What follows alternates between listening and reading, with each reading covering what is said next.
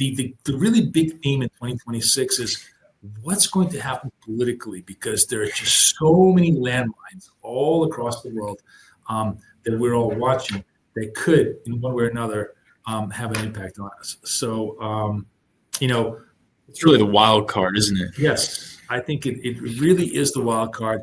And, it's one of those kind of wild cards where economics drives politics, politics drives economics, right? It's not sort of just, there's, wars and conflicts and everything else. We've had those in 2025. We've been able to kind of survive them all relatively unscathed. But the after effects, all of those things have these economic impacts, which then create political impacts, which then create another economic impacts. And I think nothing speaks more to that than the jobs market. The jobs market is really where the rubber hits the road. Now, in the near term, we don't have any visibility. The government's been on vacation, quote unquote vacation, for the last 40 days, so they really haven't gathered data. They just announced, I think today or yesterday, that they're not going to release the October numbers. So we're not going to have any visibility on that. We'll have to, probably wait at beginning of December to see November numbers. It's the jobs market is almost like the story of everything else. There's two competing narratives here that are very, very hard to extract. The first narrative is, of course, we've seen pretty significant layoffs all across the board. AI has really impacted productivity in the sense that companies are not really hiring a huge amount of additional. I think it's very fair to say that in the white collar world, we're seeing pretty much a recession in jobs, right? For a whole bunch of reasons. Badly educated people and AI taking over a lot of their menial white collar tasks.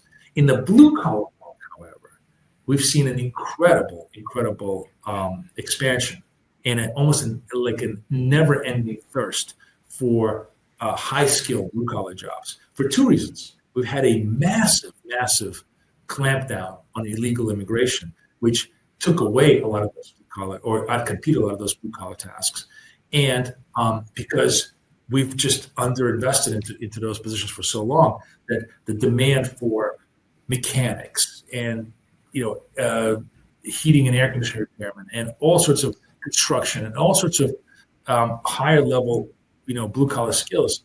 The plumbers, I think plumbers is like projected to we're 200,000 short of plumbers, which like the average plumbing wage these days is $200,000. I mean, it's really astounding when you think about that the real money is in blue collar instead of white collar jobs these days. But that's why the job employment numbers is going to be so important, because if the key question going forward is, will the demand for blue collar work outweigh whatever layouts we have on the white collar front? And that's, I think, going to be determinant to how policy is going to go. Because if that picture turns ugly and negative, you will have very, very serious reactionary pressures, right? Both on the political front and on the economic front. And we'll have to see where the we'll also have to see how much of the immigration story is positive economically, negative politically, right? Positive economically, maybe in the sense that you can say that we've taken a lot of excess labor out of the market, so it should be positive for labor that remains here. You can also make the argument that we've taken a lot of very productive labor out of the market, and it means that the labor here is unproductive, and that's actually going to hurt the economy. That's another argument. But then the secondary argument will be the political one. If you take all this immigration out and people still don't have high jobs, you're going to have angry people who are angry at the immigration policy shift and angry at the fact that they don't have a job. It's kind of a double whammy, and that politically could have a very, very serious effect. So we'll have to see, where those geopolitical factors go. But when it comes to the market, it's still really a matter of can AI rescue us all, right? I mean, that's sort of like rescue us all and put us out of jobs, or well, the idea is rescue us all. No, that it doesn't put us out of jobs. That it actually makes all of our and that in the near term, it makes all of our jobs more productive, and it makes every other job just much more efficient, and therefore lowers costs across the board, so that everybody can afford more things and get higher real wages. That's the optimist's view of the world. And we'll have to see if that's sort of like Look, I'm a bit younger and obviously slightly newer to the workforce. Although I can't imagine some people who are just graduating university trying to get a job these days. I mean, entry level positions, it seems, are much harder to come by in white collar industries, as you said. I agree, and then it may be the case where those young people might have to retrain themselves into, God forbid, blue collar work, high level blue collar work, which is in many ways a lot more productive, and maybe even in some ways much more satisfactory to them than things. So go blue collar. Is that what you're saying to the younger generation? That's my advice to the generation. Yeah, it wouldn't hurt them at all. Trust me, they could use a little backbreaking work. Okay. But I really sound like an old man at this point. Yes, I'm just ready to go scream, get off my lawn.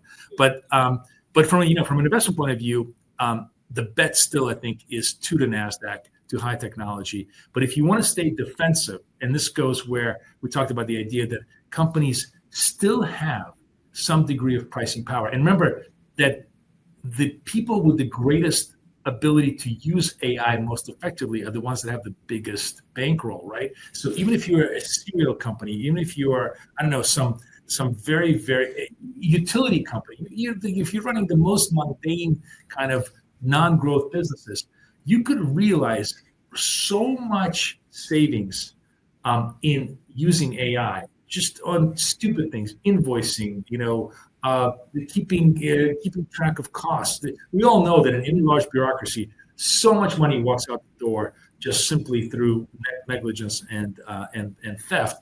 And AI, of course, can catch all of that. That creates much better profit profiles for all these companies, and that still creates kind of like these defensive positions for the S&P and the Dow Jones. So overall, you can bet on the strength of the technology in NASDAQ, but you can also stay defensive by being long Dow, especially US 30. I think is the absolute great counterweight to NASDAQ on those two fronts as far as that goes. Now, when it comes to Europe and Asia, we talked about the relative strength of DAX, and I think that's kind of interesting. And I wonder, maybe you could just take one last look at the DAX chart, because it's not that it looks super. It actually doesn't even look that impressive at this point as a negative chart. But people have been making this incredibly interesting fundamental argument that it's just washed out. It's just so cheap that it may actually outperform if they get any kind. And of course, that's the really big F. And I think that's actually the other geopolitical point we really didn't talk about because we just didn't have time, is the pretty clear shift to center right in a lot of European economies. The first evidence that we see of that is, of course, the lead of the Reform Party in the UK, right? But what if we have this? We already see very, very positive economic impact of a center-right government in Italy with Giorgia Meloni. What if we see a center-right government reform in UK? And what if we see Marine Le Pen's party come to power in France? Now, whatever your political, ramifications, or in the final straw, we see ADP, which is the far right or center-right party in Germany, now leading all parties. If you get this center-right sweep in Europe over the next year, as the elections take place, in some of the places that they won't take place next year, but if you just begin to see the shift, that could be massively positive for European equities, because you're literally going to have a gargantuan shift in policy to more deregulation, more capital formation, and that's going to be very, very positive. Same kind of a story in the Nikkei with, a center-right government coming into Japan that's very, very interested in gunning the economy and therefore running capital formation and running that way. And then the interesting part is going to be in Hang Seng. That I think could be really sort of like the loser of the group, as it still bears the brunt of the Chinese property overhang. So those are kind of super interesting things to think about from a political and geopolitical point of view as you're looking at investment themes. When you think about Europe, I guess going the way of more populist views and maybe a little bit more right, How do you think the reaction, I guess, compared to the U.S. this year when you talked about immigration? Do you think they also crack down on immigration? Yes, I mean, I think that's a sort of unspoken policy of all those. I mean, whatever you think about politics, here's the economic fact that is incontrovertible. In Germany, for example, they're spending 15% of GDP on welfare transfer payments. There was an economist who worked for Richard Nixon named Herbert Stein, a very, very famous economist, and he said, that which is unsustainable will not be sustainable. It's kind of like, it's called the Stein's rule of economics. It's very funny. But ultimately, what he's basically said is that if something is just economically unsustainable, it will break. That is a non-economically viable position for a lot of these societies to take advantage of. They simply can't absorb, I would say, a tenth of the immigration that they have on their boards right now, because none of that immigration is economically positive to those countries. They're all essentially welfare recipients for a variety of reasons. Many of them may be very, very legitimate. That's not the point. The point is they can't afford it.